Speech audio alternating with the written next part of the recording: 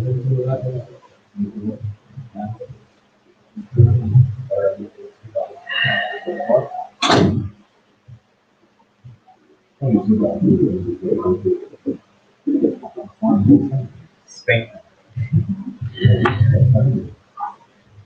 الله الرحمن الرحيم الحمد لله رب العالمين والصلاة والسلام على أشرف الأنبياء والمرسلين نبينا محمد وعلى آله وصحبه أجمعين ما بعد.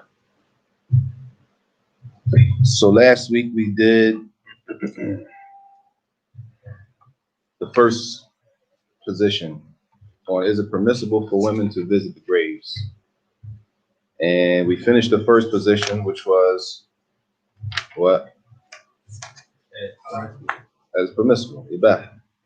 And they had how many hadith? They had 5 hadith of the Prophet ﷺ that they used to prove that it's permissible for women to visit the graves.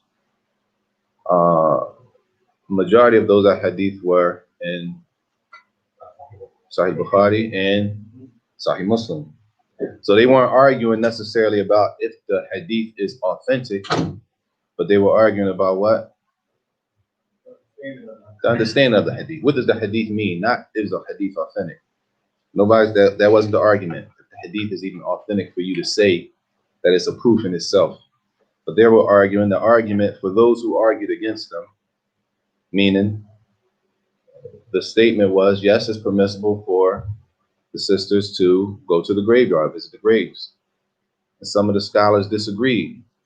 And they brought their dalil for why it was permissible, the hadith that on Sahih Bukhari and Sahih Muslim, and the other hadith. And then the other scholars who argued said, no, those hadith don't mean that. And that's where the argument goes. So they were arguing on the understanding of the hadith and not necessarily if the hadith is authentic. Again, this is not the traditional way of learning masail, of learning issues. This is what, in reality, is fiqh muqaran. It's comparative. And you don't learn masail by going through stuff like this. Generally, that's not the way that fiqh is taught. But this is just for the benefit of, especially our city, especially, that we make issues like this an issue of if a person is practicing Islam correctly or not. Should I even go to a janazah with these people or not? Because the women are at the graveyard during a janazah, right? I'm not going to that masjid from here on out. Why? They had women at the graveyard and nobody said anything. Issues like this that become issues of division, when in reality, the issues that they're old issues to the scholars of Islam, and they're issues that may be stronger than what you originally knew, what a person originally knows. And most times, majority of the time, people don't know what they're talking about, but they know one side of the coin, as they say, or they know one position. And if they follow that, that's fine. But to go beyond that, to try to make everyone see what you see, is something that Islam doesn't allow. So the second position, al-qawl al-thani. And again, in this section, we're going to see there's some ikhtisar, there's some summary. Because again, it can go longer. It can be longer. Even last week, the whole first class was on one position. And I don't think this one, because the last position is kind of short. So we might be able to, inshallah, we can finish tonight. We'll see here that the second position is that it is haram, tahrim ziyarat al-nisal al-qubur, that it is impermissible for women to visit the grave. And this is a famous position that is translated in many of the books that we read in English. Many of the books that we read in English have this position in it, meaning that if a woman goes to the grave and it's haram, that means what on her? It's a sin. It's a sin. Clear? That means for the one, they believe the woman who goes to the grave, to visit the graves, is sinful. And the person that is sinful is deserving of the punishment of Allah Jalla wa Ala. This is, as he says, هذا قول في مذهب الحنفية. This is a position with some of the Hanafi scholars. Some of them. He says في مذهب المالكية. And some of the Maliki scholars, or riwayah عند الحنابلة, also some of the Hanbali scholars, the Madhab Ahmed, they also hold this position that it is haram. There's also the position of Shaykh al-Islam Ibn Taymiyyah rahimahullah ta'ala. Now, of course, they have dalil. right? Of course, we need to know that the ulama, the scholars of Islam, don't, as we say, shoot from the hip, right? Scholars of Islam do not just come up with stuff from thin air, but it's based on text.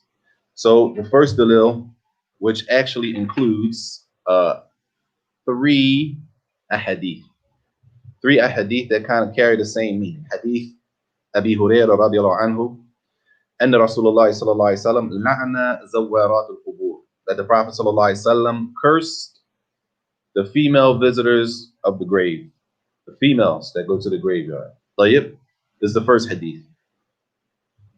The second hadith is the hadith of Ibn Abbas radiallahu anhuma. قال لعن رسول الله صلى الله عليه وسلم زائرات القبور والمتخذين عليها المساجد والسرج.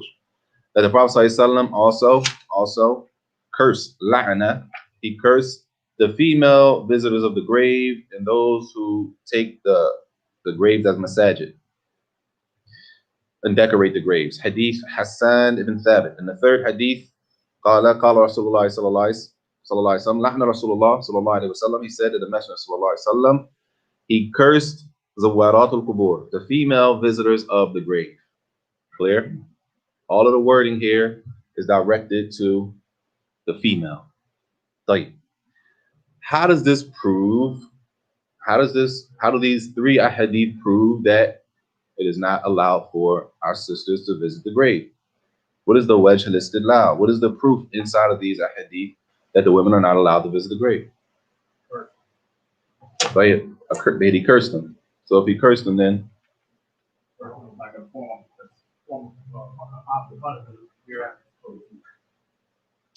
cursing is a form of, it's a threat. It's a threat. I was just making sure that's it. So, again? A punishment comes with the curse. Therefore, you gotta complete it. See, yeah. When you leave it like that, y'all, you gotta complete it. It's a curse. There's a punishment with it. So that equals what? That shows that something is impermissible. That points to show that something is haram, right? And this is the wedge that they use. They say the fact that the wording in the hadith, all 3 of those hadith, are al-la'n. They say that the curse yadullu ala tahrim. Anytime a curse, it says it points that that thing is haram to do. How many hadith? 3. This is their first dalil. The first dalil of who? Those who say that it is haram for the sisters to visit the graveyard. The 3 ahadith, and all 3 of them has la'na Rasulullah sallallahu alaihi wasallam. The curse of the Prophet sallallahu alaihi wasallam cursed the female visitor of the grave. And they say what? If it's a curse, that points that something is impermissible. And they say also that the curse, if the curse is on something, then this is from the most clear pointers or directors that something is not allowed, that something is haram. One of the clear things that shows that something is haram is that the curse of the laws on the curse of the Prophet is on it. Clear? Of course, y'all, of course, the other scholars disagree with them, or we wouldn't be having this discussion, right? So the other scholars who disagree, the first thing they disagree, and they say, number one, da'fu hadhihi al-hadith. They say these, how many hadith? These 3 hadith are weak. These 3 hadith are weak, right? And they say that in the isnad, in the chain, we know what the isnad is, right? Everybody know what the isnad is? What is the isnad? What's the isnad? A chain of narration. What does that mean? A chain of narration. Because I don't know anything about that. So if you say a chain of narration, the sisters know? Is the sisters over there? If the sisters know, they can speak up. They know. What is a chain of narration? It says it in the book, chain of narration. Chain of narration is the chronological order of every person who read that had a slide from the law. Again? Chronological. Or a person who laid the hadith, starting from Prophet up until now. Or up until ما فهمت شيئا. I don't know. I don't understand what you mean. I don't know. All I want to know is Who heard first? who heard what first. Pay attention, y'all. You gotta act like the person that you're talking to doesn't know. I don't know what you're talking about. This is new. Everybody doesn't understand. Every dean doesn't have a isnad. You dig what I'm saying? Everybody doesn't know what a chain of narration is. So now you got to make it clear, make the picture clear, because the argument is that they have 3 hadith that carry the word, the curse of the Prophet ﷺ on the person. And they say, what? Those hadith are weak. You can't use them as a proof. So really, in reality, to us, you have 0 text, because all 3 of those are weak. How are they weak? Because in the chain is people who are spoken about, meaning in the chain, there are people who we can't accept what they're saying. We can't believe. That's what I'm saying. There are people in the chain who we can't believe what they're saying. We have reason not to believe that this person is being truthful, right? And there's many reasons that they don't mention here. That's the science of Jarh Ta'dil. There are many reasons, the real science. There are many reasons that a person's statement cannot be accepted. Meaning, for example, if we went up and right now, you say, he heard it from him, or I'm sorry, he heard it from him, he heard it from him, he heard it from him, he heard it from him, he heard it from him, he heard it from him, all the way back, right? 1, 2, 3, 4, 5, 6, 7. There's 7 people in that chain. We would consider you 7 brothers a chain, right? And this is how the ahadith are relayed. We consider you 7 brothers a chain. So if out of the 7 brothers, there's 1 brother that we got an issue with. He has a known problem. His problem could be a lot of things. It's not one thing. He doesn't necessarily have to be a liar, but he could be a liar. He could be a liar, or he could be that people consider him a liar, or it could be that his memory after a certain age was weak. He was good up until he was 60, but after 60, you got to check the chain and see how old he is. So it's a lot of issues that can make us doubt if this person can be relied on and accept what he's saying. Like if they're saying that in the chain of these 3 hadith that they have, there are people in that chain that have some problems like that. Therefore, we cannot accept those 3 hadith that carry the statement, the curse of the Prophet ﷺ on the female visitors of the grave. So to us, you have no hadith. You have no proof to say that they can't go. Clear? Huh? Tayyib. Of course, they don't accept that. Right? And this is the academic study and the academic debate between the scholars. And this is how issues become issues of khilaf. This is behind the scenes that everyone is not on the level to even be able to comprehend it, right? Issues like this and just this type of detail is somewhat advanced, right? This is not like this is a little higher advanced type of reading. So of course they argue back, and they argue with 3 arguments against their 1 argument. So what is the argument to say that they can't go, that they can go? They brought the dalil and say the women can't go. Why? Why can't they go? 3 hadith that carry what? The curse, not Rasulullah, on the who? The female visitor of the grave, right? Okay, the other scholars, they debate them and say what? Those 3 hadith are not authentic. They have problems. We can't accept those. Clear? They weak. Right? We can't accept them. They're weak. The isnad, the chain, the problem with the chain, the narration. Okay? So now the other ones who say, yes, we can use them, they argue back. It's a back and forth. And this is the academic debate. This is not because I am who I am and I say this, you have to take it. As many of us think. Some of us think because Sheikh Fulan said it, khalas, there's nothing else to talk about. The Sheikh has spoken. All right? Yeah, the Sheikh has spoken. Sheikh said it, right? What are we even talking about? And if you argue with me, you must not want the truth. Right? Allah musta'an. Knowledge-wise, the ulama do not debate like that. You say what you have and you bring your proof, and I have a rebuttal for you. And if my rebuttal is weak, you need to prove that to me this week. These we talking about Imam Malik, Imam Shafi'i, Imam Ahmed, Imam Abu Hanifa, that they didn't accept what each other said. We talking about a sheikh from today, ala ayn wa rats, no disrespect to any of the ulama, but we're not talking about people like Imam Malik and Imam Ahmed, Imam Abu Hanifa. We're talking about, right? We're not talking about them. And people think they can come and just say, just because the sheikh said it, there's nothing else to talk about. The academic debate goes back and forth with proof, not just what I'm mad at you. So they say the 3 hadith are weak because of the chain. Then they come back and say, wait a minute. They say everyone in the chain is the 7 brothers we're talking about. All of those 7 brothers, they say, قَدْ عَدَّلَهُ وَوَثَّقَهُ طَائِفًا مِنْ أَهْلِ الْعِلْمِ. Right? So this is what happens. The 7 brothers who carry the hadith, and these would be people starting from the time of the Sahaba, right? Those people who carry the hadith in the chain, let's just say one scholar, or not one scholar, let's say how it happens. A group of scholars say the second person in the chain has a weak memory. We can't accept what he says. We can't take that whole hadith because what? It's possible he left something out, right? Everybody knows his memory was weak. It's possible he left something out. So in that case, group A, they point out a defect in this person. Therefore, they might say, no, we don't take the hadith, right? On the other hand, there might be another group of scholars who don't agree with that itself. No, his memory is not weak.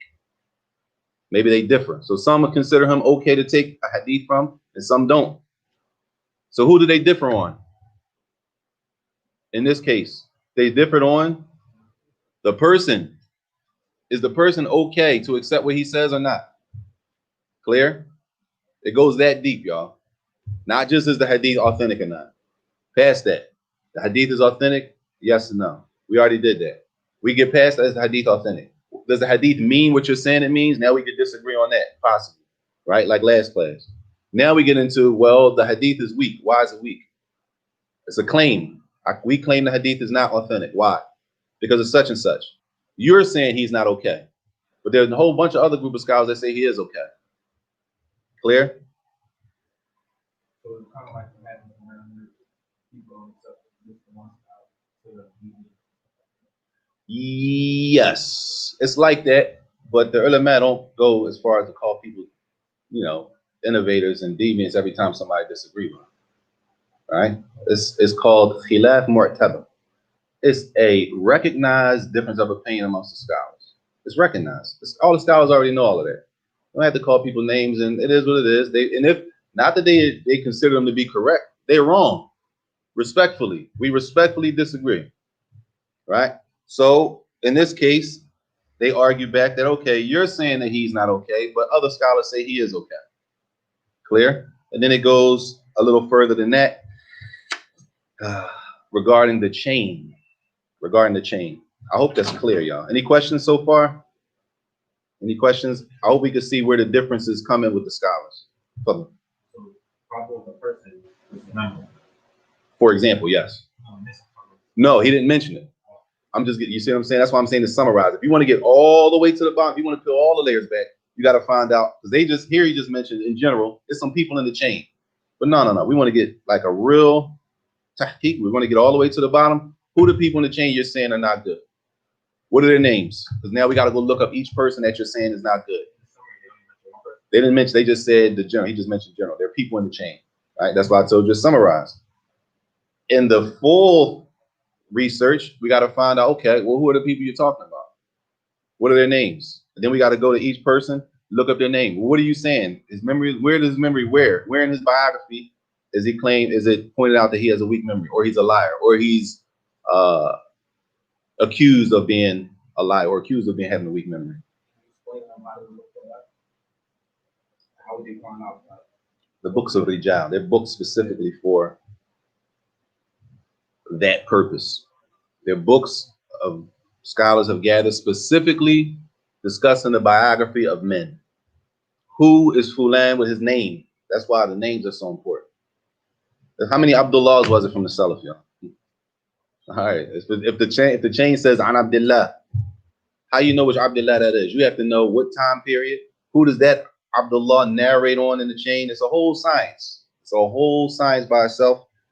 That Sheikh Muhammad Ali Adam, rahimahullah, was a scholar in that field. May Allah have mercy on him. And I mean, Tayyib. So again, he kept it general there. And that's why I said at the beginning, we can go deeper, but just to show you how this happens. Okay. So that's their first rebuttal to the fact that you say our hadith are weak. Well, you're saying they're weak, but basically you say they're weak, but a bunch of other scholars said that they're not weak. Those people are okay. Right? Nobody, and they also say nobody totally agreed that they're weak. So some say he's okay to relate, and some say he's not. Cool. Tayyib. Also, they say also that these hadith, with these people that you say have some problems with them that we can't take from, they say even with those problems, this is their argument, even with those problems, the hadith that they narrate are still on the level of being Hasan hadith. We know what a Hasan hadith is? Huh? Good. That's a translation. I mean, you got authentic. Huh? A Hasan hadith is not on the level of what we hear Sahih. A Sahih hadith is the authentic, what is translated as authentic.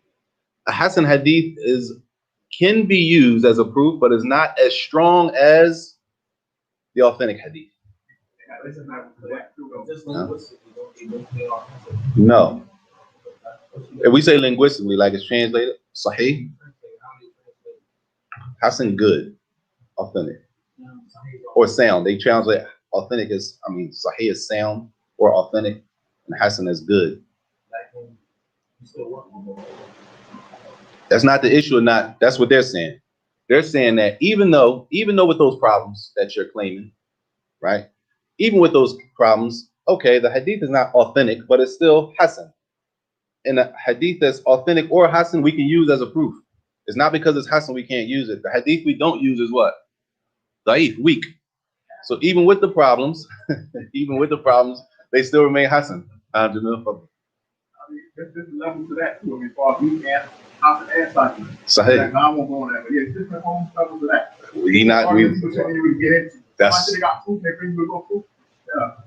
Yeah, we have it. It's good. It says even with that, it's Hasan. Now, if you want to get into the darajat of that Hasan li ghayrihi, that's a whole nother science. And that he didn't bring here. Tayyib.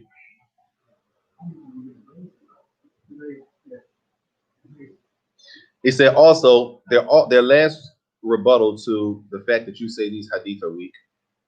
They really defending these are hadith, y'all, because these are 3 hadith that say what?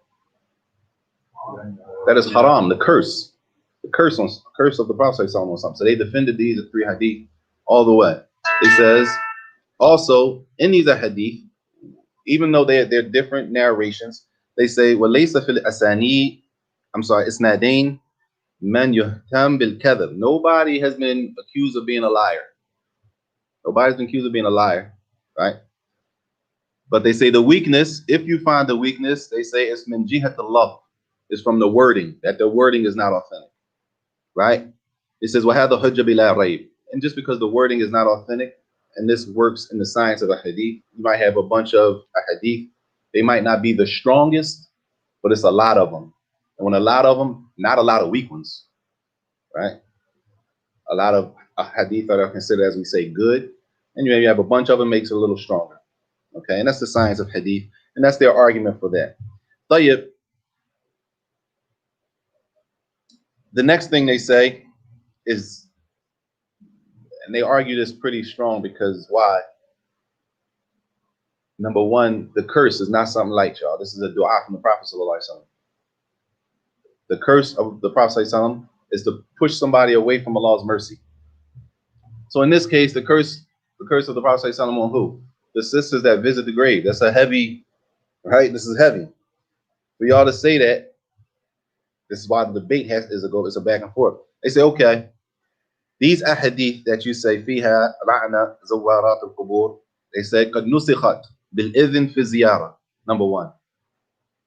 Wa huwa idhin am lil-rijal wa-nisa. They say, okay,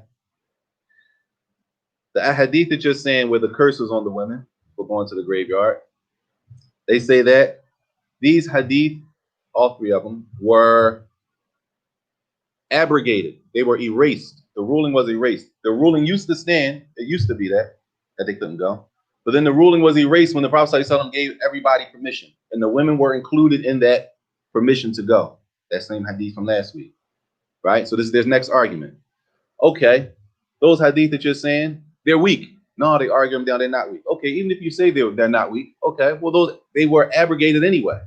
Because after the Prophet ﷺ said that, right, he came later and said for everybody to go to the graveyard.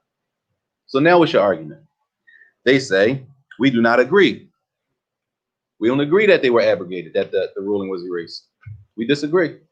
We don't agree with you to say that the permission came after the curse of the Prophet ﷺ. We don't agree with that order, time-wise, okay?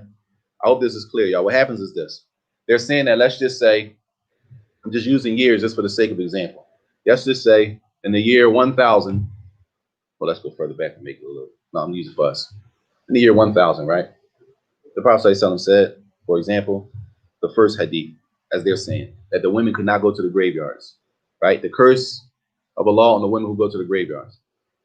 They're arguing, okay, yes, he said that in the year 1000, but in the year 1002, he came and said that they can go. Everybody can go to the graveyard. So the first one doesn't count anymore from 1000. That's abrogation, time-wise. It came after it, and it erases the rule from before. Clear?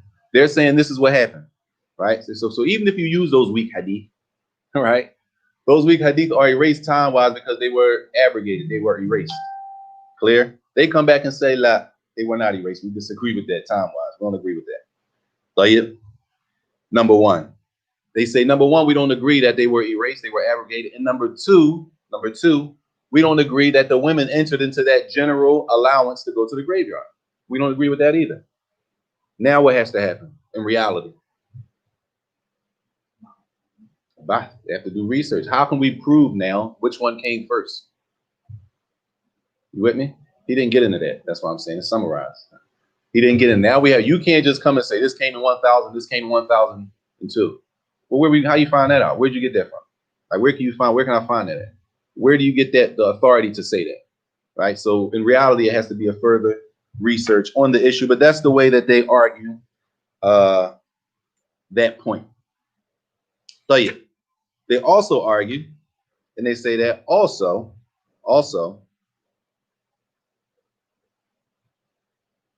those ahadith that you guys are using, those three ahadith with the curse of the Prophet ﷺ, they say that this curse is towards the one, the mukatharat, the woman who constantly goes to the graveyard. Not just a woman who goes to the graveyard. I ain't finished. Hold on. Huh? It says mukatharat, the women, right? The women. Zawarat is the women, sir.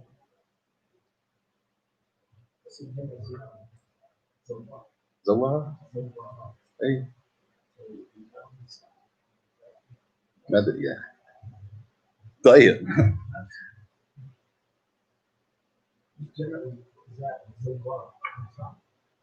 Yeah, but Zawarat includes the men? No, sure. أدري. طيب.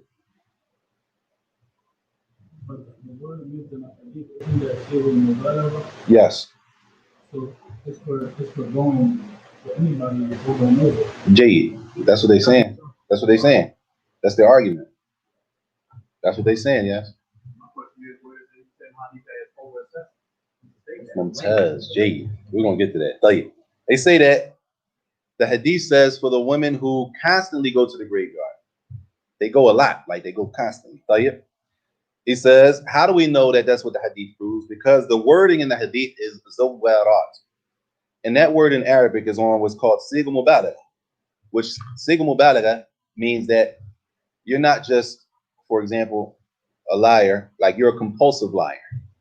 If you want to call somebody a compulsive liar, there's a special scale, special way to say it in Arabic. Not just a regular liar, it's a compulsive liar, like full liar. Then he'd be like, no, I got family. They said they like he's compulsive. You know what I'm saying? It's another level of lying. So the wording in the hadith is on the siga mubalagha, which shows excessiveness in something.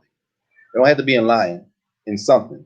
The word is zawarat dal ala takfir. And that in the hadith, it points to something that they do it a lot. It says, so, and this doesn't, you with me? The fact that someone does it a lot, a woman goes to the graveyard a lot, the curse is on, so they're saying in reality, the curse is on the woman who goes to the graveyard a lot. And if the woman doesn't go to the graveyard a lot, then what? Then the curse is not on her if she goes. That's their argument. Now, listen, what's strong and what's not strong, I'm just saying what the argument is. Huh? زيارة أيه ما أدري ابعث يا أخي ابعث. Basically, I mean, this is the thing you got to be careful. So, not the language, have a proper understanding of the language from air. Yes. Because somebody can translate that wrong. They could leave off the assessment part. Yes. And they take it as, it's women. Yes. Or, what I mean? That could mess up in the translation. Yes. If you read it wrong. Yes. That's why it's important to learn Arabic. If you keep depending on translators, no disrespect to brothers who translate. To nobody who translates, not a disrespect to nobody. But if you keep putting yourself and you keep putting the third person between you, you're depending on the accuracy of the person translating. And everybody is on different levels. Some translators have a very high accuracy, 99%, and some translators might be on the 60% range. Allah alam. But that's all. You know what I'm saying? You put yourself in that position where you have to depend on that. The translator has to understand the language itself, and the translator also has to understand the issue. Sometimes it could be an issue where the language itself carries different meanings in this issue. You with me? Like, for example, the word wedge. In Arabic, wedge is face. But wajh al-istidlal, it carries not necessarily a point of view, but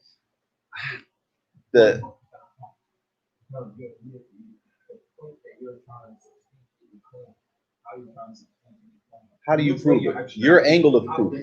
Your angle of proof in this case. So wedge, and sometimes they say wafi wajhin, from another opinion, right? With the Hanabila.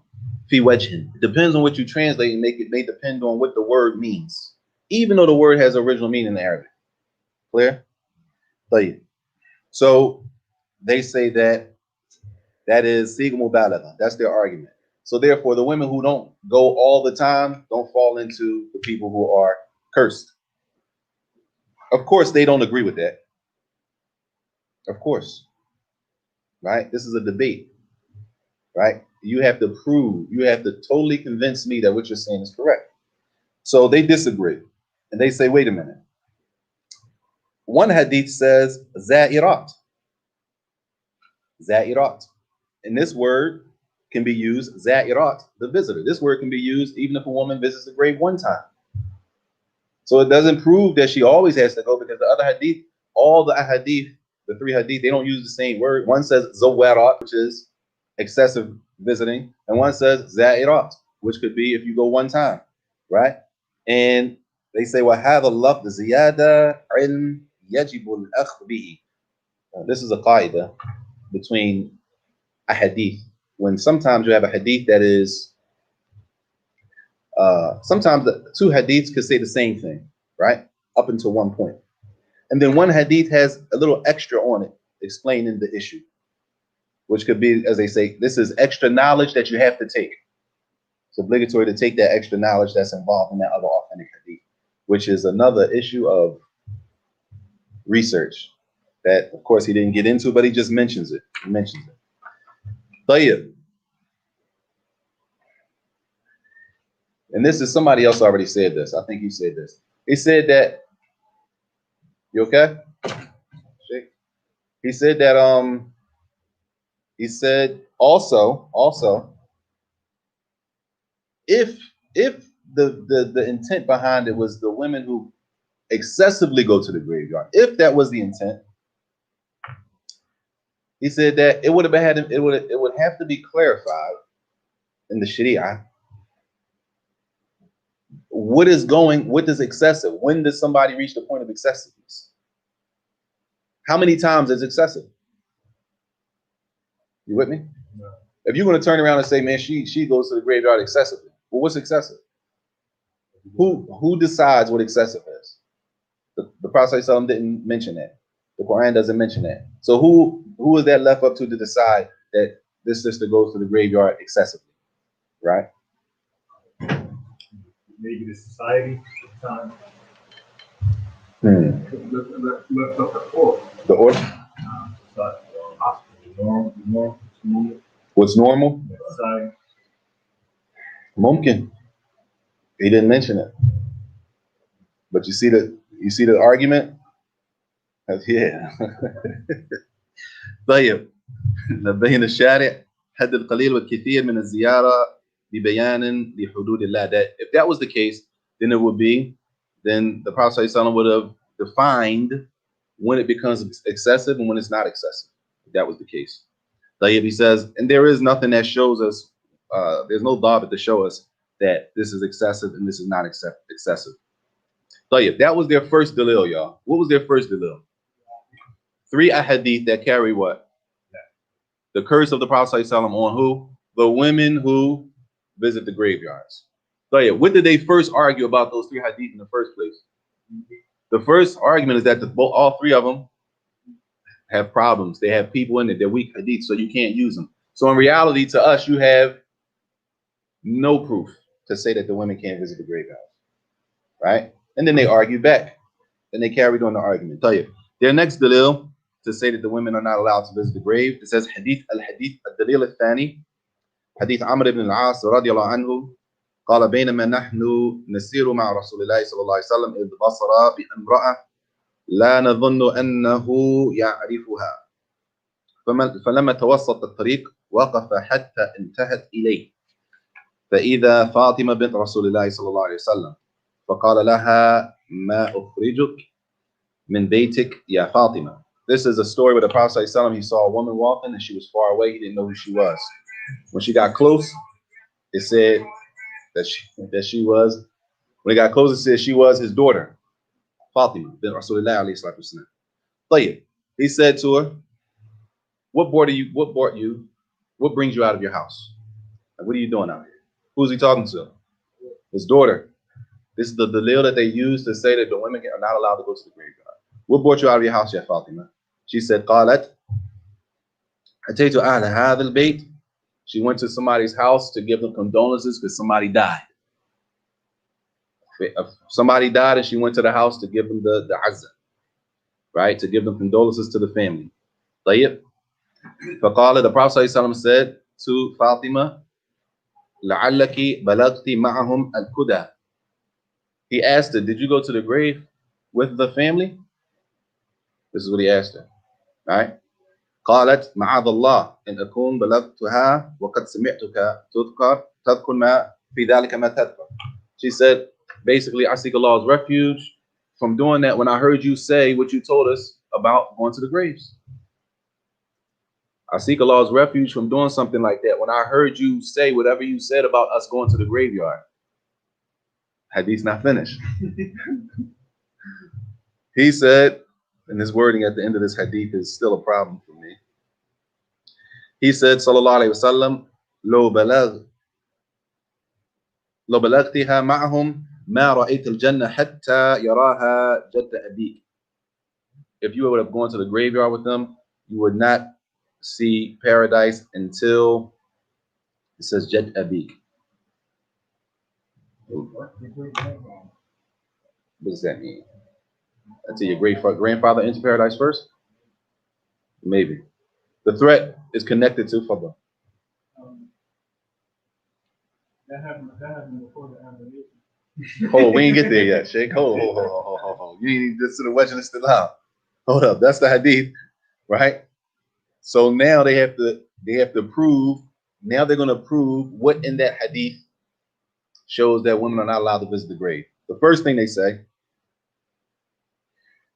al-wa'id al-shadid ala za'irat al-qubur. The severe threat about what? Seeing paradise or not seeing paradise and whatever's connected to it. right? The severe threat, number one. They say also,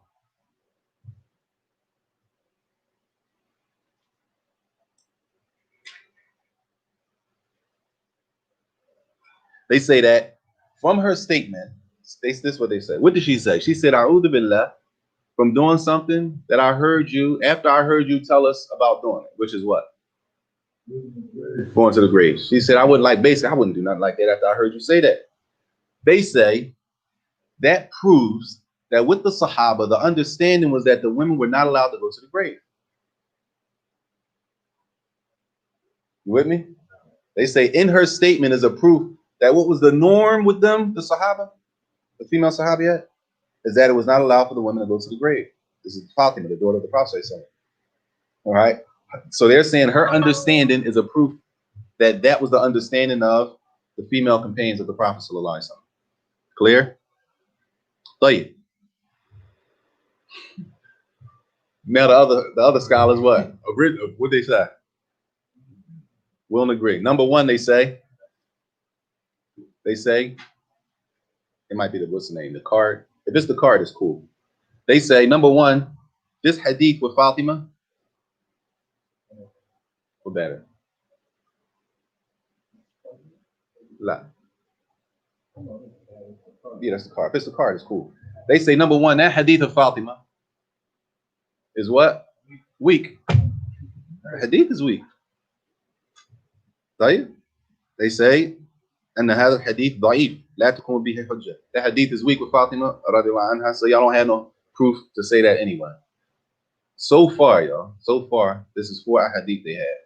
And so far, the other scholars have argued that all 4 of their hadith are weak. Now they defend them. They do defend them, right? They defend their hadith, but they argue that is weak. They come back and say, and this shows the end of the hadith, they come back. You said they're weak. We're saying that these hadith قد صححه جماعة من المحدثين المتقدمين والمتأخرين. They say that many of the scholars of the past have said the hadith is authentic. Some of the scholars of the past said it's authentic. Some of the present day scholars during that time said that they are, or the later day scholars said that they are authentic. So now the scholars differ on what? Here. Huh? What are they different on? The authenticity of the hadith. Is the hadith, can we use it as a proof or not? Which hadith? With Fatima. That she did what? She went to visit a person when they were having, it was a death. She went to visit them to give them the family condolences. Prophet ﷺ saw her coming from there. He said, did you go to the graveyard with them? She said, I wouldn't go to the graveyard after I heard you say what you said to us about going to the graveyard. They say this hadith is weak. Hadith is weak, so there's no proof. I got 4 hadith to us. You have 4 hadith, they're all weak. Saajid.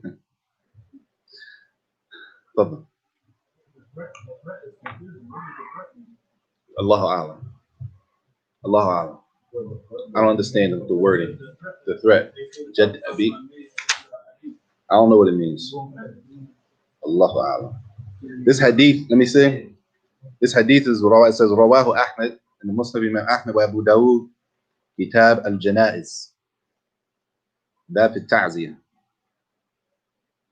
Inshallah, we can look it up and get the meaning. I don't know what the Allah. It says, لو بلغتها معهم ما رأيت الجنة حتى يراها جد أبيك. 461.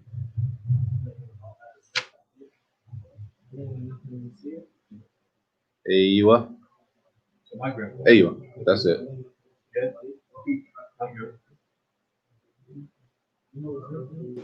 Careful.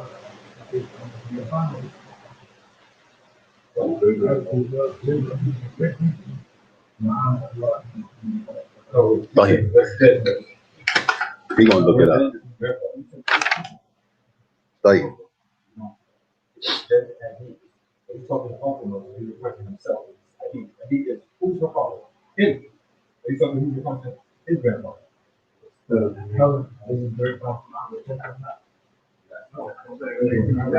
this is what he said. Back in that, I'm not sure. We just told you. All of this, y'all, this is not, this min bab ta'aleem, as the Sheikh of the Majid used to tell us. All of this is from the angle of we just learning the issue. Not this one is stronger. The people who do that's wrong. This is just the issue. This is why people do what they do. This is the difference of opinion. This is what they understand. Whether you think this one is strong or you think the one last week was strong or the next position is strong, that's a different story, right? I'm not saying that this is the strong, you got to do this. All I'm saying is this is what they say. This is the proof they use, and this is how they argue it back and forth. What I think is strongest don't make a difference. طيب. طيب.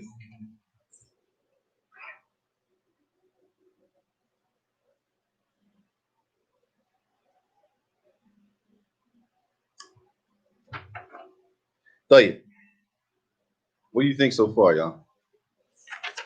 They have how many ahadith? 4. The other scholars argue that for the scholars that say the women cannot visit the graveyard, they have 4 ahadith that they use. The other ulama argue, number 1, before we even start talking, number 1, all 4 of your hadiths are weak. Weak. Yes. Weak. And if you're weak, you don't have. It can. When you say authentic, it depends what you mean by authentic. Yeah. If you say not authentic. They say da'if. They say da'if. Yes. So what do you mean by authentic, though?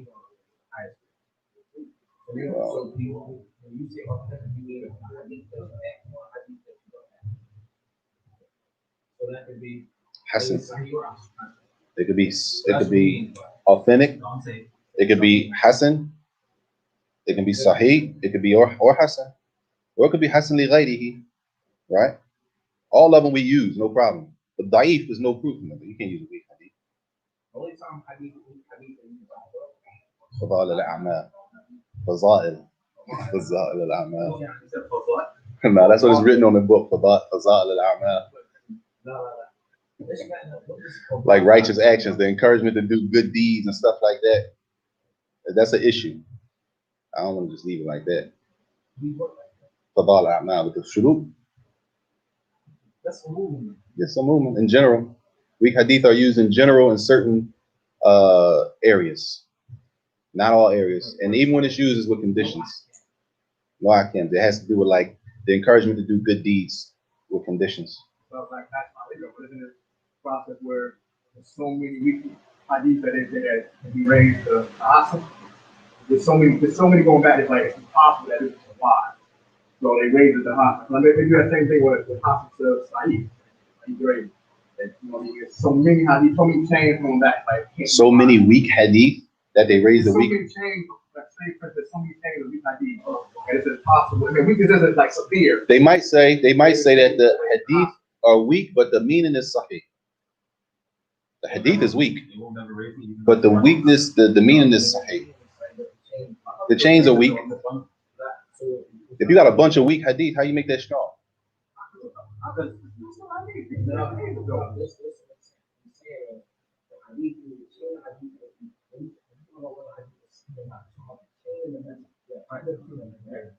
It's possible that the mental is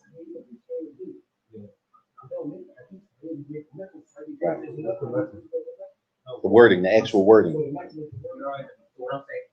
I think I'm saying is that Yeah. Allah Akbar. hadiths that have different narrations that they seem weak, but the weak is severe. It could be like due to the memory, not a lie or anything like that. We hope that. We hope that. Maybe. Inshallah. What was you gonna say? You forgot? No, Mustal Hadith, decent. Mustal Hadith, maybe Tadween Sunnah is good. You got it.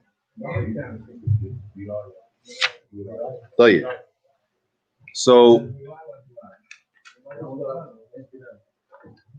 you ready? Al-Karaha. The third position is that it is disliked for the women to visit the graves. Disliked. What does dislike mean Islamically? Permissible? No, it's frowned upon. It's frowned upon. What does that mean? What does frowned upon mean? If we say that's dislike for the sisters to go to the graveyard, what does that carry? It's not haram. Okay, it's not haram. But it's dislike to who? It was not to Allah. Just like by Allah. It's not haram, which means if it's not haram, then it doesn't carry what with it? It doesn't carry a sin with it. Also, what? It's best not to do it. Things that are disliked, it's best not to do. It's best to stay away from them. Something that's needed, that's disliked, but I want disliked. What you can do, but it's not said. If something is makruh, let's look at the meaning. The meaning of cracking your fingers in the salat, for example. That's like by the law. It's like it's an action that is makruh. Looking around and not looking at the What is makruh? Number one, you gotta understand what makruh is. What does this like mean? What does it mean? It hasn't reached the level of being haram. And how does something become makruh is a whole issue in itself. That's a whole issue. We already did what haram means.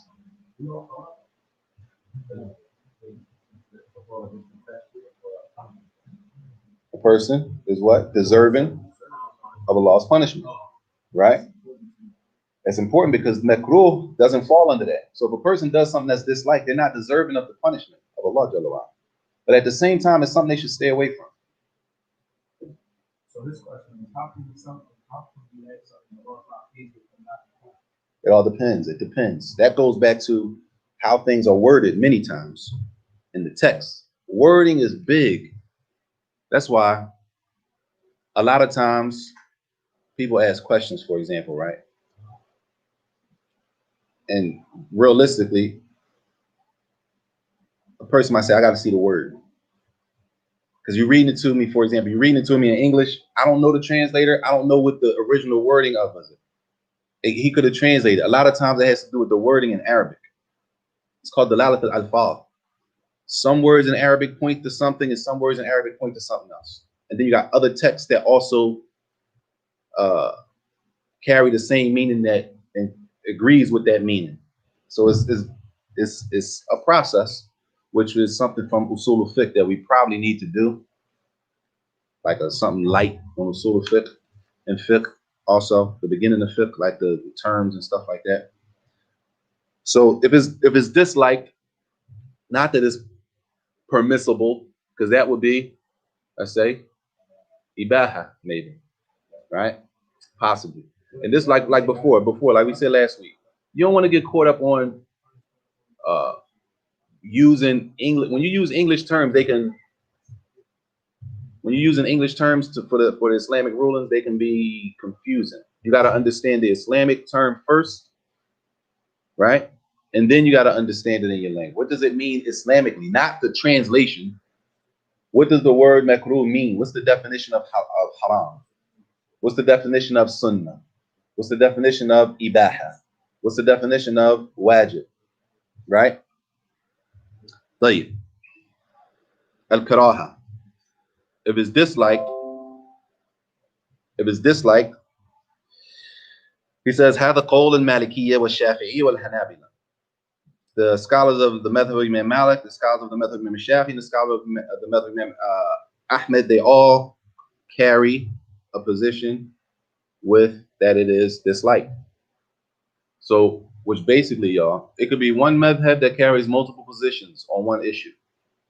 It could be one madhab. The scholars of the method of Imam Malik, some of them might say it's permissible, some of them might say it's haram, and some of them might say it's disliked. Clear? It's not like the whole of the madhab, which is a whole conversation, which is basically, for example, when it comes to issues, there's the standard position of that madhab itself. And then there are other scholars within the madhab who may disagree with that. And that's how it goes for all of them. It's not like they all have to agree on everything like people think.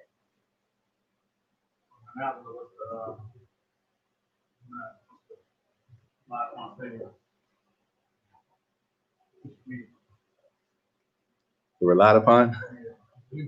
What's the call of the madhab? Yeah.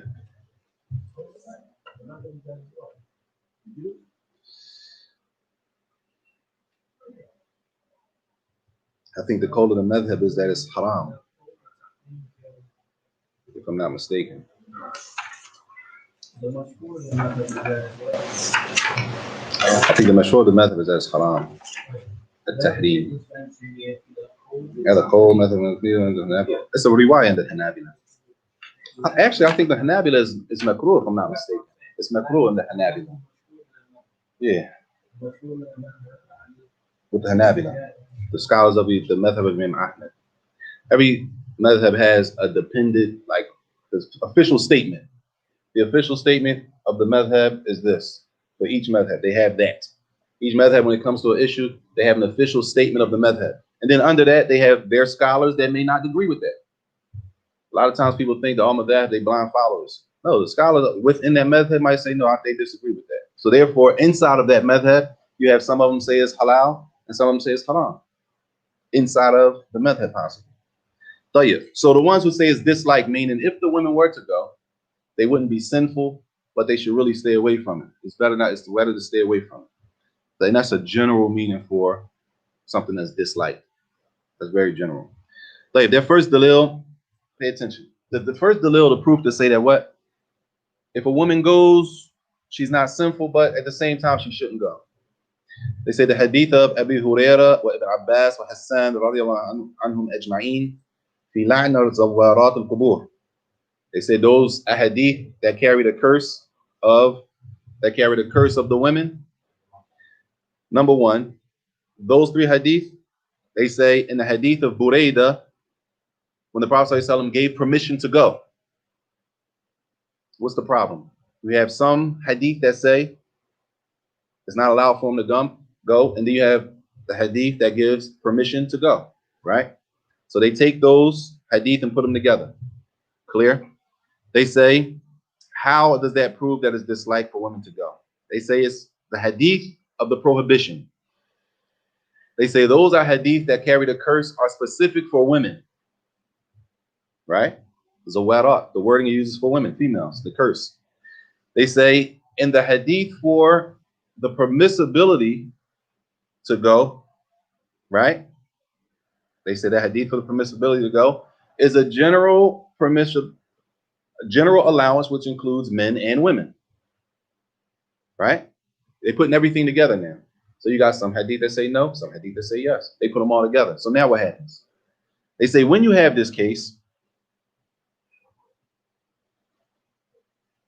it's possible, they say it's possible, the ihtimal, that the allowance, it's possible the allowance is only for the men. Possibly. Right? Is it possible?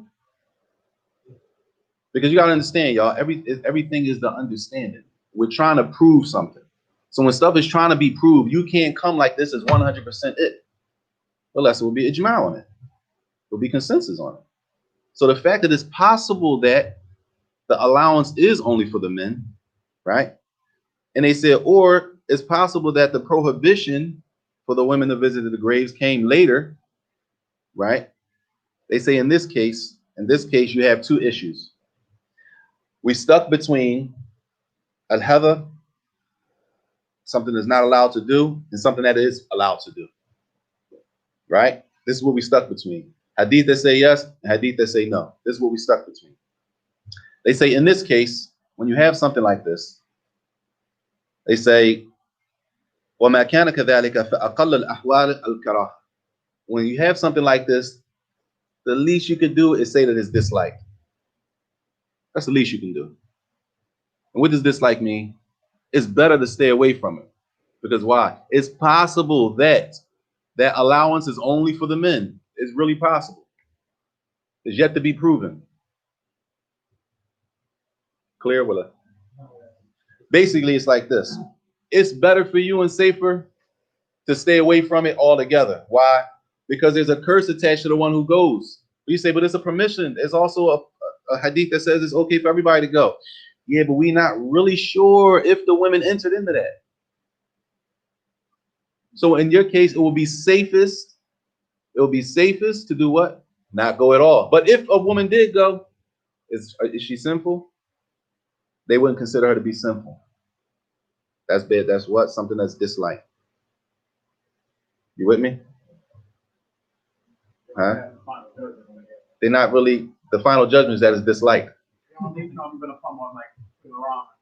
They say that the qaida, he mentions the principle, but he doesn't really go into it. You seen it? He says, الأمر قد دار بين الحظر والإباحة. Right? He says, وما كان كذلك فأقل أحوال الكراهة. I don't really know how. I said that, didn't I? We stuck between something that is haram and halal. Stuck between the two. Right? And when you have something like that, that is not haram and or not halal and sunnah, like not obligatory and sunnah, you got like the two ends, two opposites, right? Halal and haram, you got two opposites. And he says, when you have something that's two opposites like that, at least the least you could do is say that it's disliked. You with me?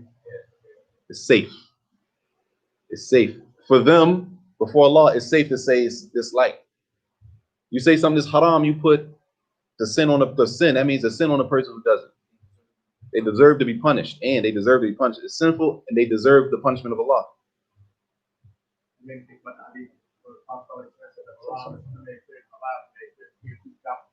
Hey. It's kind of things like that principle. Here's the issue that something may be in doubt for one person, but not doubt for somebody. Hey, Saajid. The hadith may be doubtful. Some stuff is doubtful to some people, and it's clear to other people. So to me, that's a great issue. I don't really have nothing to say about that. To you, it's clear. Now you want to force me. You're going to try to, you're going to make it clear to me. No, it got to be clear to you. I don't understand it like that. It's not clear to me. It's clear to you. Alhamdulillah. If it's clear to you, then you have to act on it. It's your responsibility to behave like it's clear to you. To me, it's not clear. It's gray to me. So it could be that it's gray to me and it's not great to the next person. Saajid?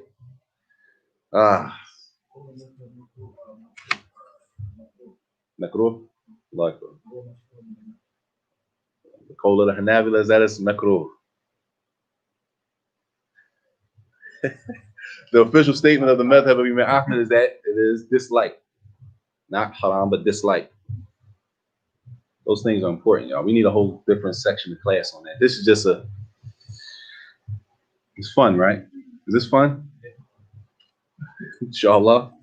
So that's what they use to prove. They say, okay, it's disliked because you're in between two opposites. At least you can do is to be on the safe side and say that it is disliked. Of course, the scholars who say that it's haram or the scholars who say that it's allowed, they're going to argue it. It's an argument. It's a debate. They say, number one, Adam Taslim, we disagree. We don't agree with you that the women have entered into that general allowance. We don't agree with that. Does everybody see what's going on?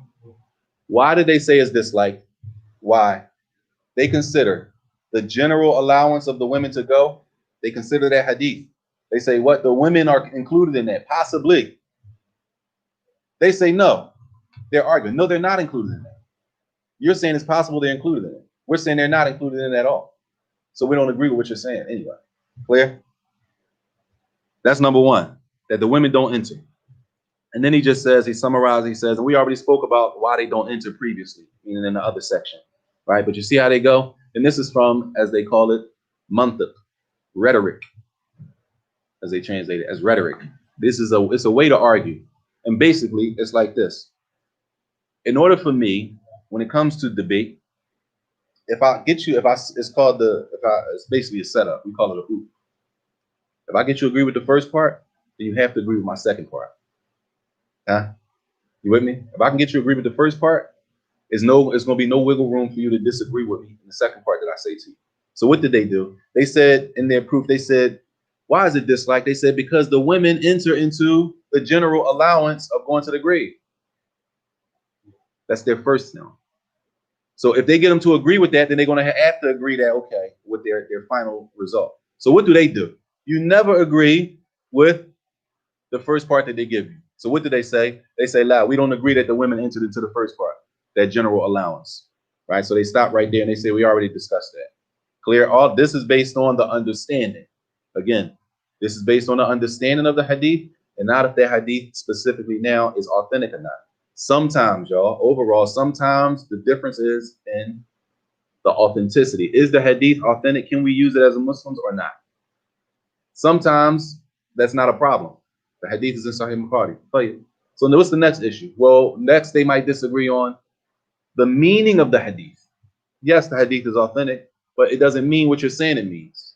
And they disagree on that, possibly. Sometimes they go a little deeper and they argue on the people inside of those 7 brothers, the chain of narration. They might disagree on that, right? They might disagree on the person. And again, there are separate sciences for all of this, right? And the scholar is able to bring everything together and then write this something short like this for people who don't know how to do all of that to read from. Alhamdulillah. So they say, firstly, we don't agree that the women entered into that general allowance. They say, secondly,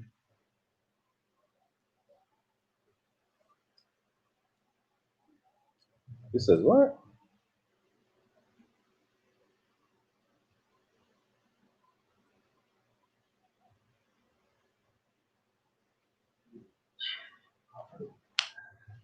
Oh, it's almost over. You see that? That joint's too much, man. That look at the bottom. Where you at? صفحة 463. The last wedge, الوجه الثاني.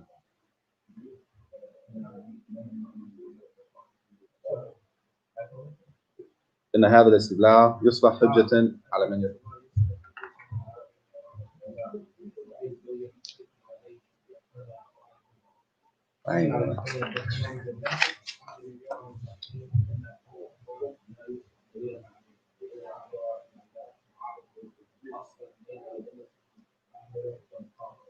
That's too much. طيب, let's look at their other let's look at their next dalil. The next proof that they prove to say that it is allowed for women to, or it is disliked for the sisters to go to visit the graveyard. And of course, y'all, all of this goes back to what? So that when we go to a janazah and we see women at the burial, that we don't have to act crazy. We don't have to say that whole funeral home ain't on sunnah. Or that whole masjid, I'm not praying down there. Because why?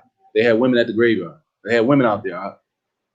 If it's a hadith, ulama say that it's permissible. It's ulama that say it's permissible ibaha. That we did all last class was the whole dalil for permissible to do it. They had 5 hadith from the Prophet, authentic hadith. Some say they disagree and they say it's haram. Cool. Then you have some that say at the least, it's disliked. And if it's disliked, it hasn't reached the level of being haram. I think this is the last hadith. The last hadith that they use to say it is disliked, the hadith of Atiyah radiallahu anha, قالت نهينا عن اتباع الجنائز ولم يعزم علينا. She said that we were prohibited from following the janazah, but it wasn't like a strong prohibition. He didn't really go hard on us when he told us don't go. You can say, is that cool? It was like don't go, but it wasn't like a serious don't go, like Jasm don't go, like where it's no discussion, don't go. It wasn't a no discussion, like a no rap. It was like we were told not to go, but it wasn't like that serious of a prohibition. You with me? They say, what is their proof? How do they prove? What proves in the hadith that they're allowed to go? What proves in the hadith? How can they use that hadith to say women can go? The fact that it wasn't a total prohibition. He didn't totally stop us. He said we shouldn't go, but it wasn't like it wasn't like he said it was haram for us to go. But he did say we shouldn't go. Clear? And that's what they say. They say he didn't make it like a total do not go. Women do not go to the graveyard. That's what she's saying. They say, okay, following a janazah, and this is actually following a janazah. They say, because she said we were prohibited from following the janazah. Following it.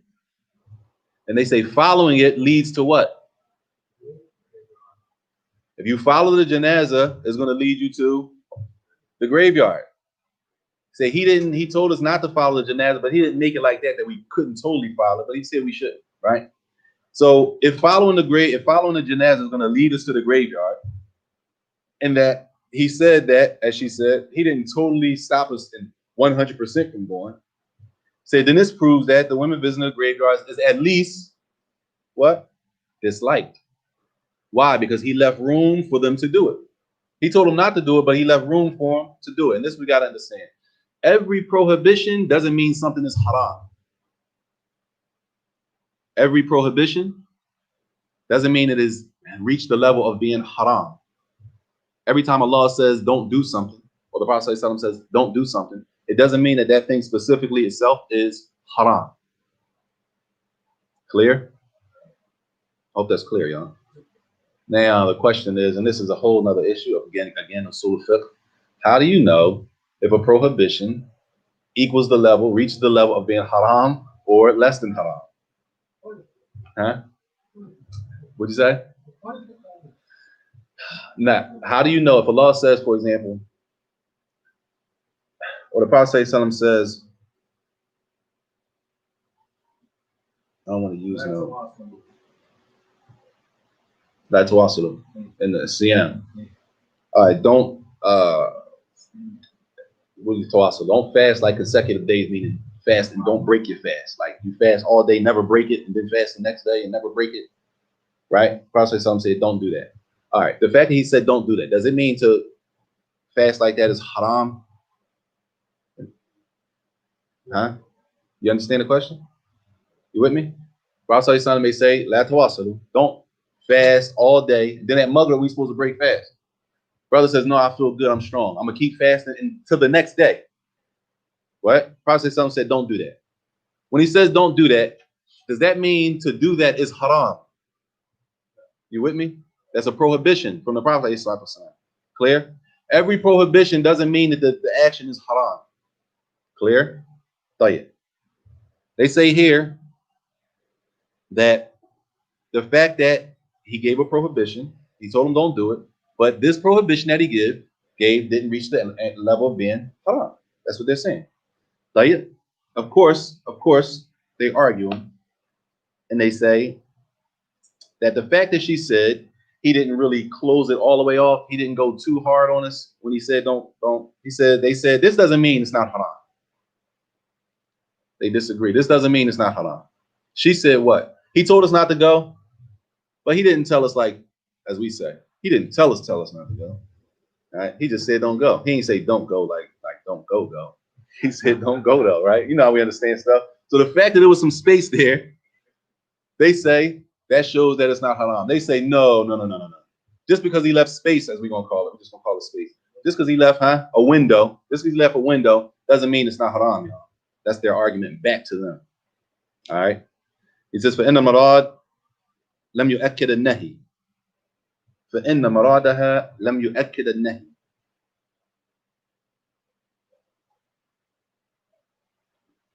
فإن مرادها لم يؤكد النهي.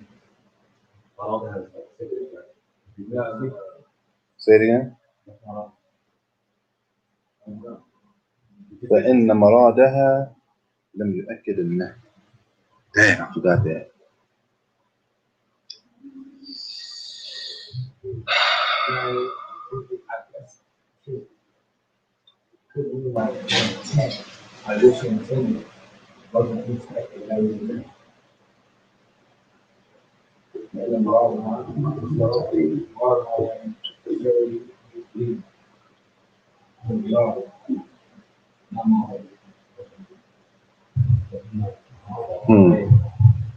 Wallahi, I can't really.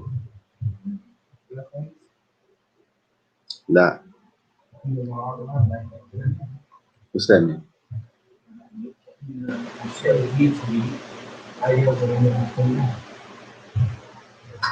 That don't make sense, though.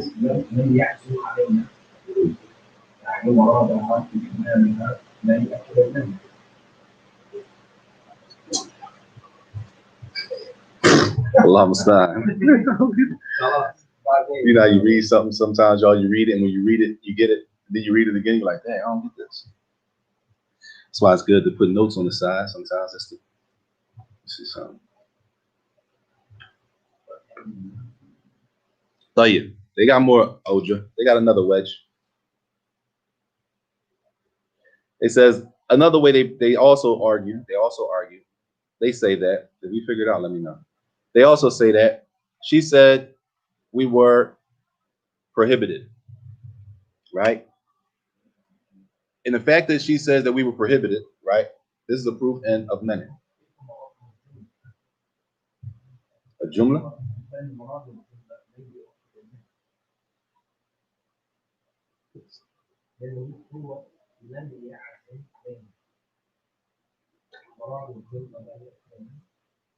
We gotta do that. I don't get it, shit. I got one of them Jones. Yeah, I can't even. Like the fact that she said, Nahena, we were prohibited. They say that is a hujjah, that is a proof that of a prohibition. She said we were prohibited to go to the graveyard, right? We were prohibited, to follow the janazah, right? They say the fact that she said that proves that they were prohibited to follow the janazah. Tell you. Her other statement, وَلَمْ يَعْزَمْ عَلَيْنَا, and he wasn't hard on us about following the janazah, or he left that window that a person can still go. They say this is ijtihad minha. This is just her understanding of it. They say this is her understanding. That what? Her understanding is that when he prohibited us, he left us some room. He didn't really make it 100%. He left some room. They say no. The fact that she said he left us some room, that's what she understood.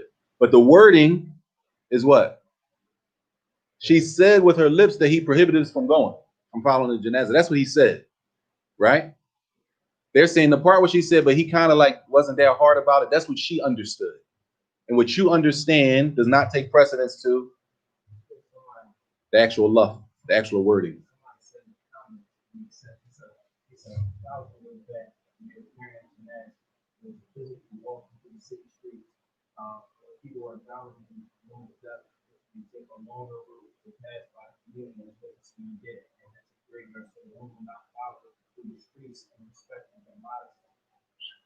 Dang. That's nice. That's a nice way. MashaAllah. MashaAllah. Oh, I'm sorry.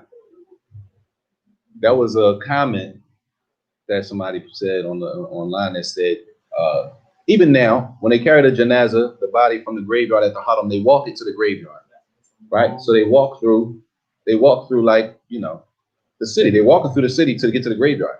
So they say sometimes it's a long walk. You know what I mean? You're carrying a body on your shoulders. Like, before the people carrying the body on the shoulder. So they said that it's possible that the women would not get into carrying the body and following the janazah in that long walk out of modesty of being out in front of the people and walking the long walk with the men and being in the mixing and all that kind of stuff out of the garden their modesty. Gee. Yeah, you don't. The Mecca, the body is carried quickly and they're passing it, and it's like, it's not chaos, but it's, it's a lot going on. It's a lot of people trying to get the barakah of carrying. So it's people carrying for a couple, then they move out the way, somebody else comes and grab, and they move out the way, and other person comes and grab all the way to the graveyard. This way everybody gets to carry the body. So they said that was her understanding. Her understanding, the wording that she said was he prohibited us. So we know that the Prophet ﷺ did what? He prohibited them. Don't go, right? Then she said, but he left a window for us to go. They say the fact that she said that was what she understood from the prohibition, right? That was her understanding. And they say, well, the proof is in the wording, the love of the Prophet. The proof is in the text, not in what somebody understood from it. But isn't the hadith be understood by how companions understood? MashaAllah. Listen, you asking me? I'm just listening, man. Really? Gee, that's a good one. Yeah, but listen, a lot of times, I'm not saying you're wrong, but a lot of times they'll argue that back. He said, is the hadith, shouldn't the hadith be understood the way the Sahaba understood it? Right? If that's what one of the Sahaba understood, Sahaba had the female companions understood, shouldn't that be enough? Right? But they're going to argue and say, yeah, it's Jade. but it's not enough to go against the statement. We were prohibited. You need something stronger to go against the statement of the Prophet or something. So the way you understand it, maybe. Jade. That's one. That's only one female companion. What about the? I wasn't saying the overall ruling. I was just bringing that point. Yeah. I'm saying that her point doesn't. You know what I'm saying? Yeah. Put down her understanding. No, we're not putting it down. We're just saying that her understanding is not stronger than what he said. Sallallahu alaihi wasallam. That's what we're saying. Her understanding is not stronger than what the Prophet sallallahu alaihi wasallam said out of his mouth. You with me? It's possible a person say something, and what they say and what you understand is two totally different things. So it's possible I say something, and what I meant, you don't understand it like that. That's possible. And that's how they make their argument. Play it.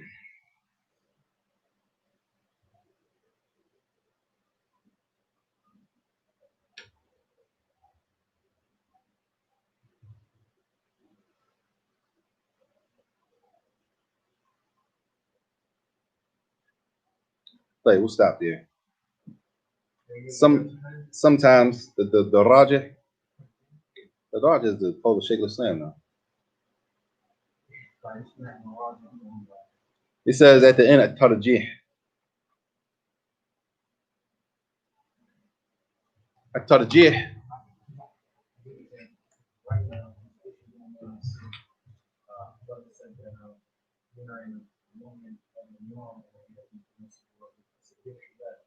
Some of the brothers in the yard, yeah, they were sitting here. Some of the brothers in the city on the side. Tarjih on this. At Tarjih. A lot of times people ask the question, people want to cut through the chase. Well, what's the strongest opinion? It's khilaf shit. What's the strongest though? That's people want to know this one. Forget all the other stuff. What's the strongest opinion? The strongest opinion depends on who you ask, who you're talking to. Every time you ask somebody the strongest opinion, it could differ. The strongest opinion is what this scholar has sat and done his research, and before Allah, he's came to a conclusion that he has to stand before Allah with to say that something is permissible or not. The Rajih, that's the strongest opinion to him. The next scholar comes and sits next to him and looks at the same issue, does his research, and he comes up with another ruling. That's the strongest opinion to him. Clear? The strongest opinion is not just what Sheikh such and such said. Yeah, that's the strongest opinion to him, but that's not the strongest opinion in the world. Clear? So when you hear the strongest opinion, what's the strongest? What's the well, I'm sorry.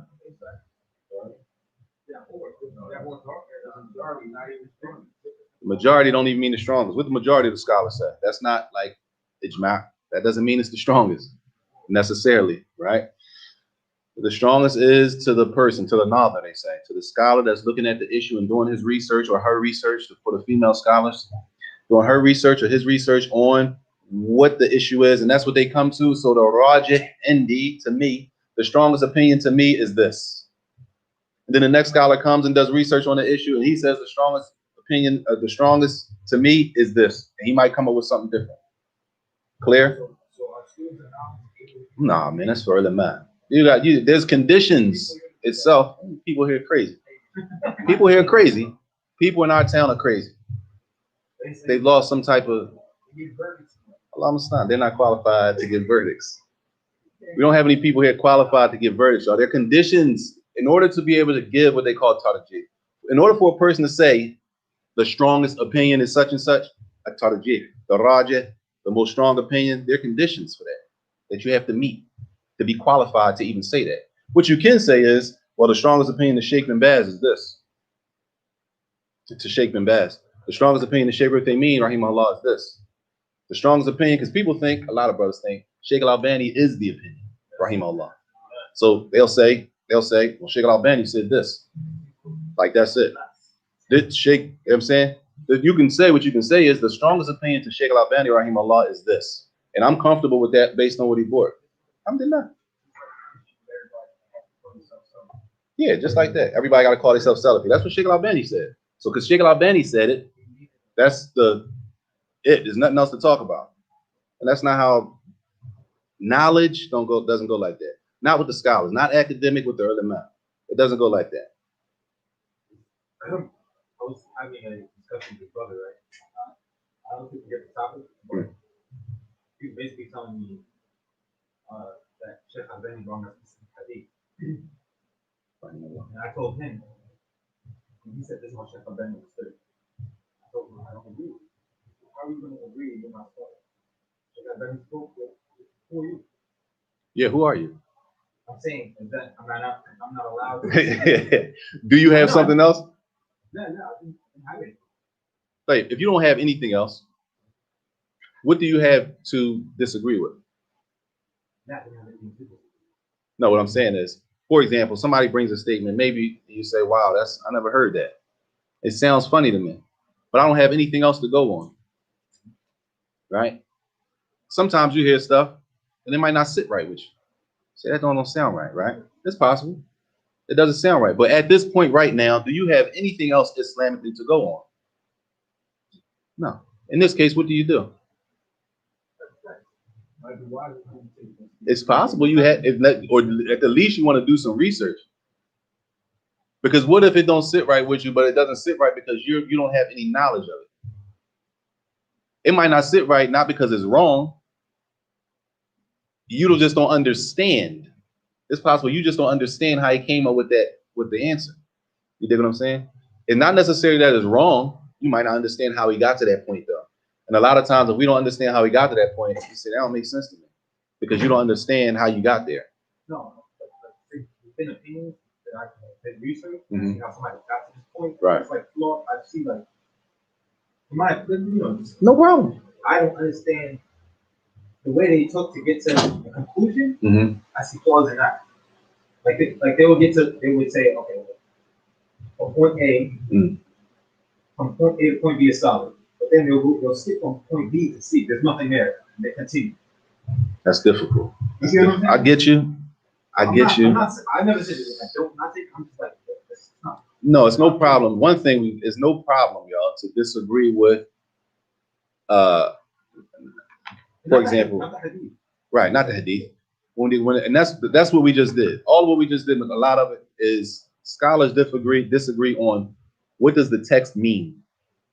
There's no problem with that, right? Scholars disagree on what does the text mean. It's not because Sheikh Al-Albani rahimahullah said it that it's a done deal. It doesn't work like that. It doesn't work like that for Imam Ahmed rahimahullah, or Imam Malik rahimahullah, or Sheikh al-Islam ibn Taymiyyah rahimahullah. It doesn't work like that. Oh, Sheikh al-Islam said it. That's the end of it. It don't work like that. That's not our deen. That's not our deen. You know what I'm saying? So it's not the fact that you can't disagree with the Sheikh. Where do you get that from? That's the question. Who authorized that when this Sheikh says something, right? That is nothing else to talk about. Who authorized that? Deen in our religion. We don't have no authorization for that. That's why the Prophet ﷺ said, every mujtahid, yukhti wa yusib. The scholars, they either are correct or they're incorrect. The mujtahid, not just regular, like the mujtahid, the scholar who does all of his research and he comes up with his final ruling, sometimes he's correct, as the Prophet ﷺ said, and sometimes he's incorrect. He can be wrong. We don't have nothing saying that when this person says something, he's 100% right all of the time. And that's the problem that some brothers have fell into.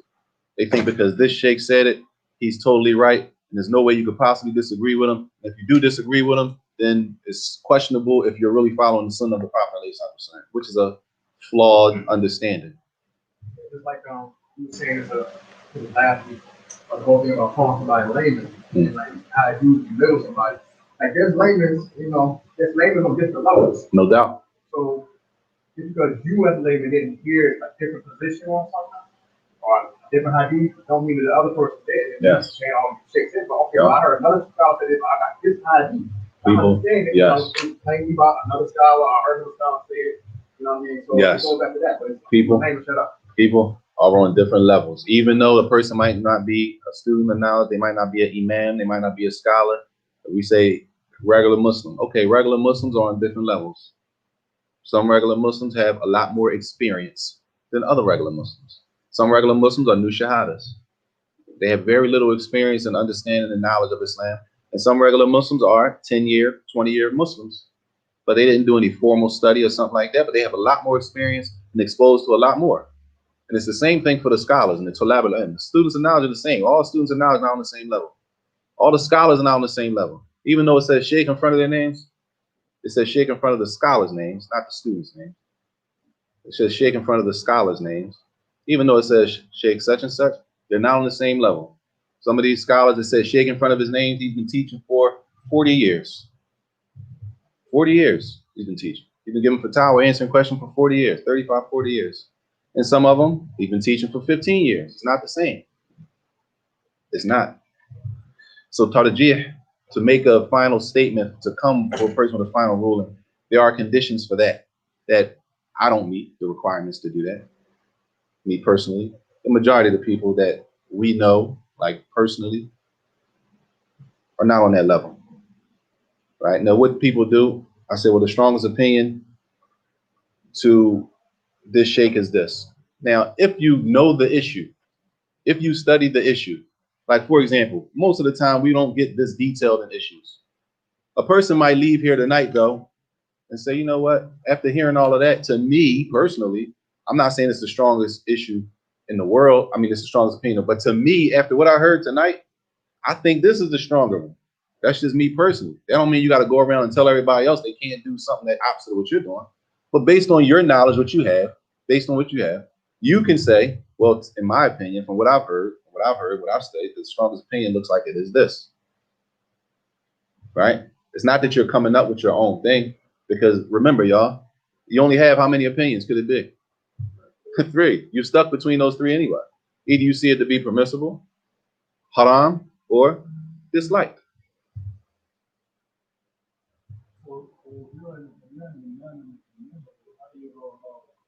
I don't want to say satisfying the Jama'ah, but let's say, for example, you're in the Muslim community, and it's not a solid understanding that it's haram, it's not solid that it's permissible, but it's a mixture. Some people in the community think it is, some people think it isn't. How do you go about that if you're not on the level to do it? The Imam? Well, you got to teach people, number one. Number one, the issue that we're dealing with is that we're not a people, we don't live in a place where we have a madhab established for us. Right? We don't. We have no official, we don't have an official madhab. Most of the books that people read, they probably don't even know it, but most of the books follow the madhab of Imam Ahmed. Majority of the books. You might find some books here and there that follow the madhab of Shafi'i, and then it says something different, and people think that the book is shot out. Oh, this don't shot out. Look what he said about the ghusl. Right? Because it's another madhab. We don't have an official madhab. And when you have an official madhab, it makes life a lot easier for the jama'ah, because everybody understands pretty much the same thing. In our case, we have some people, for example, we got 3 opinions. So now we might have a masjid full of people, and some people believe that the first opinion is permissible. Some people believe that the second, that is not permissible. Some people believe that it's disliked. What do we do in that case? Is you have to understand that this is what's called, and it's called adab al-ikhtilaf. How do you deal with these type of differences? It's an etiquette. It's a way to deal with it. Number one, because we disagree, right, don't mean we're enemies. Number 2, is the disagreement that we're having, is this disagreement, is it a recognized disagreement amongst the scholars? Khilaf Murtaba? Yes, this is a difference of opinion that the scholar is old. So what happens? If a person goes and they go and they do the opposite, then no problem. The imam may teach that, for example, that it's permissible for the women to go to the graveyard. Does he have the dalil to do that? He has the dalil to do that. The people sitting there, maybe they disagree. Do they have dalil to disagree? They have dalil to disagree. Does anyone have to force the other group to do something? There's no pressure. Everybody got to stand before Allah on the way you practice. If that's what you believe, and that's what you believe is the truth, and you're going to stand before Allah with that, alhamdulillah. As long as you got dalil for what you're doing. But it's not my job or the imam's job to force you to believe what I'm saying. Now, a lot of times people will teach books based on what they study. A madhab is not like the final say, y'all. Imam Ahmed said it got to be this, or Imam Shafi, no.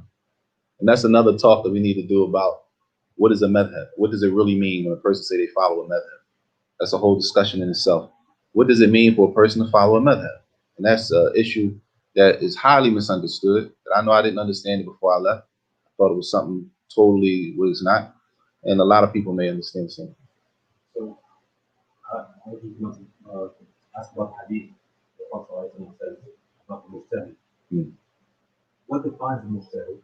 Then, Yes. then the question is, for example, being that he gave us these three opinions, do we still have to go to a Mujtahid to give us or we do our own ijtihad based upon those? Well, that is the farther you're going to go is like, for example, the scholar said A, B, and C, you're going to choose from one of them. That's it.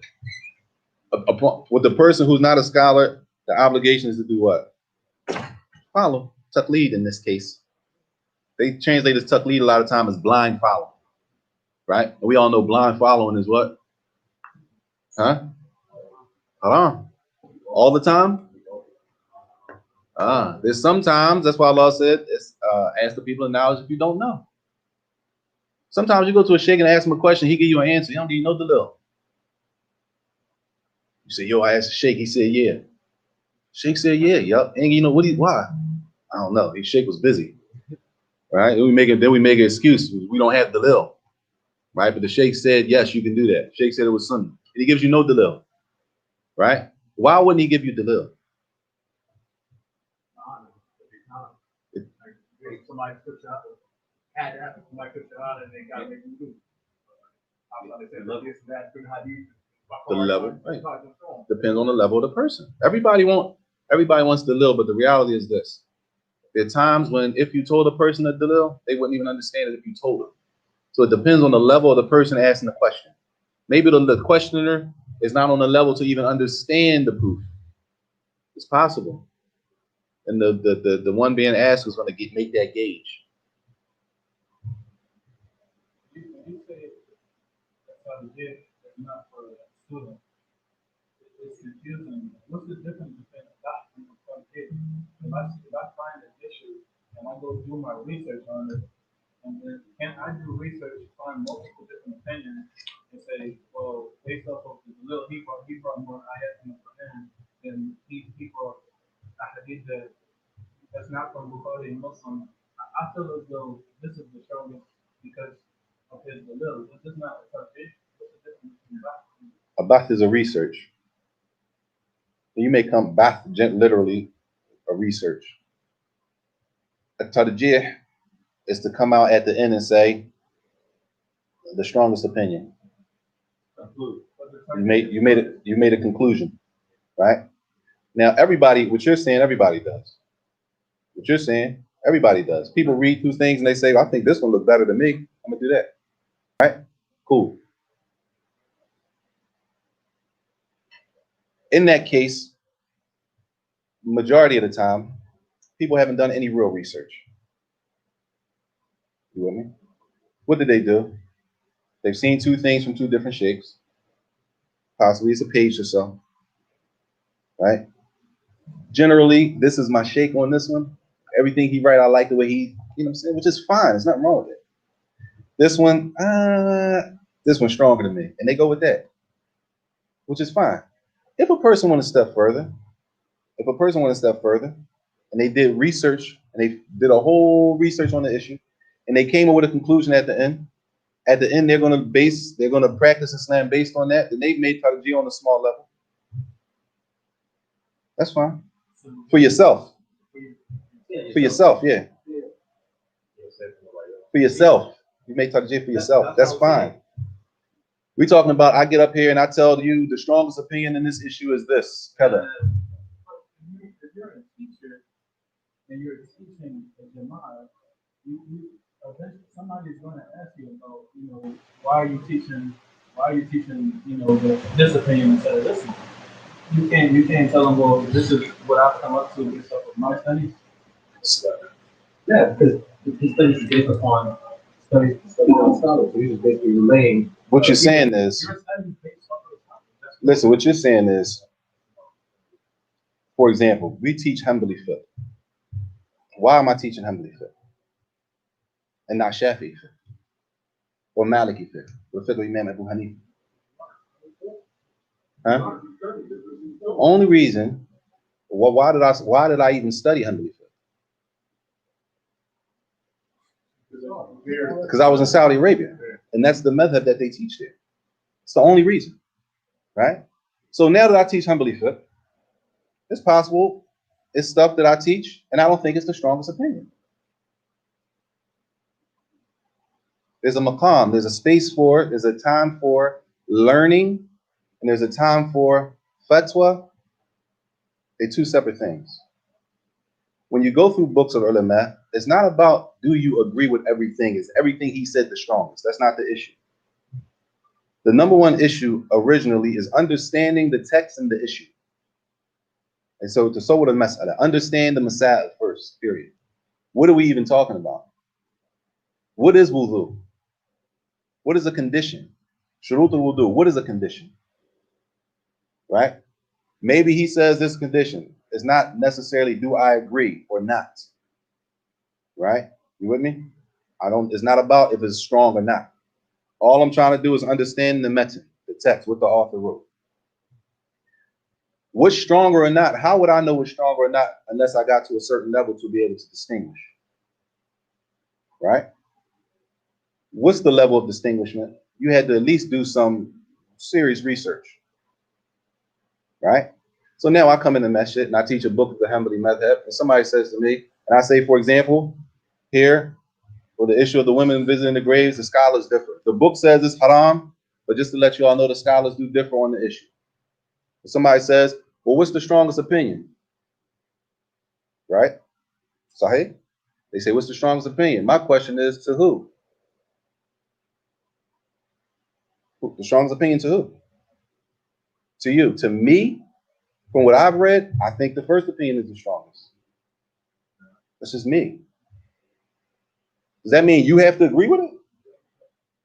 You don't have to agree with it. Or I could just teach the book. I could teach the book, and the book says the strongest opinion is that it's haram. I go through and I teach the book, and I say it's haram for the sisters to visit the grave because this, that, and the third. Scholars do differ, though, y'all.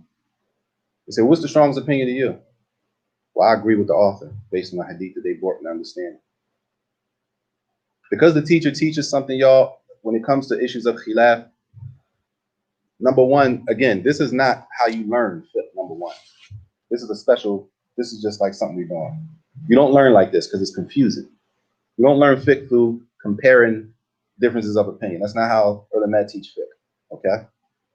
The way ulama teach fiqh is the way that we teach, or anywhere you go, they're going to teach a beginner book in a specific madhab. You learn that and learn it good. Once you learn that, you're ready to look at something else. You can't come in looking at 3-4 different opinions with all these dalils and wedges still out. That's not how you learn. You're just going to be all over the place. And that's not how the scholars teach, right? So I could teach a book, and it's possible that the author says something is haram. The scholars differ. Me personally, I disagree, but I'm not here to give you my personal opinion. We're going through the book, right? We're learning the book and what the author has come to. The author is the scholar, not me. You understand what I'm saying? In this case, I'm talking about myself. I'm not the scholar. And that's not how we learn. We learn, you make sure you understand the meta.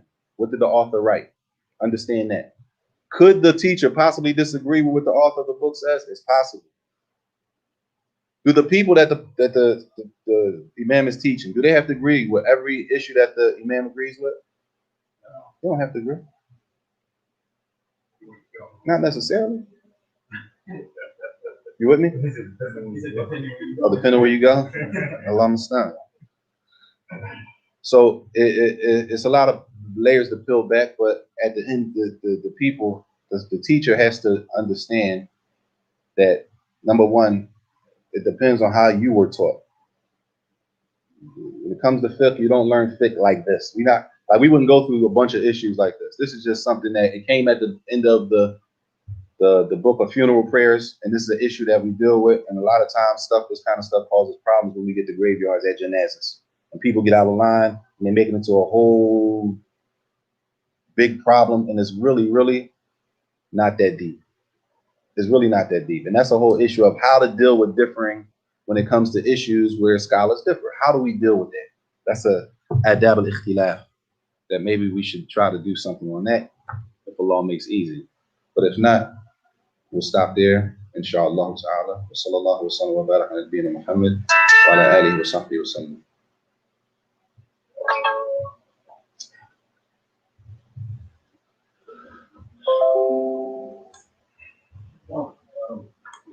All right.